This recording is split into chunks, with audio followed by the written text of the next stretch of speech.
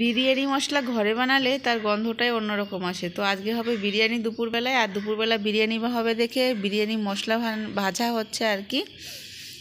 তো আজকে ওই যে কালকে দেখালাম না বোন আসছে, তো বোনের জন্য বিরিয়ানি বানানো হচ্ছে। আর এদিকে যে বিরিয়ানি চালের জন্য জল জ্বালানো হচ্ছে, এদিকে আলু কেটে রেডি করে ফেলেছি, এদিকে চাল ভিজিয়ে দিয়েছি, আর একদিকে এই যে পেঁয়াজ কেটে রেখেছি, আর মাংস ম্যারিনেট করা হয়ে গেছে। তো এখন বিরিয়ানিটা বানাবো। আর বোন কালকে আসছে, আজকেই চলে যাবে।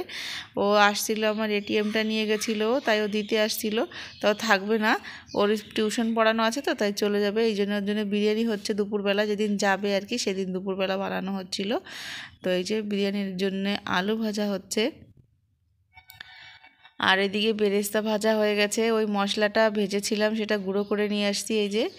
আর বিরিয়ানিটা বানাচ্ছে হচ্ছে কি আমার যা। তো ওই যে সব কিছু নিয়ে বসে পড়েছে দম দেওয়ার জন্য, কারণ তাড়াতাড়ি বানাচ্ছে। বোন আবার বাড়ি চলে যাবে, 4টের দিকে ওর ট্রেন আছে। তো তোমাদের সঙ্গে খাওয়া দাওয়াটা শেয়ার করব না, তাহলে বোন লেট হয়ে যাবে। তো এই যে বোন রেডি হয়ে বেরিয়ে পড়েছে।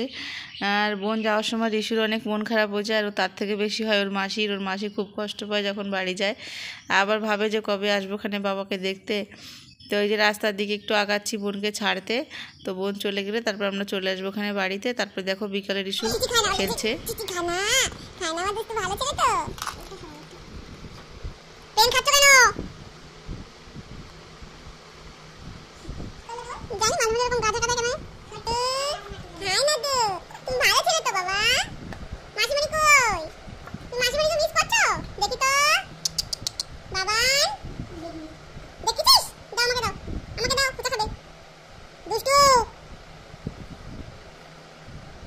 Yeah.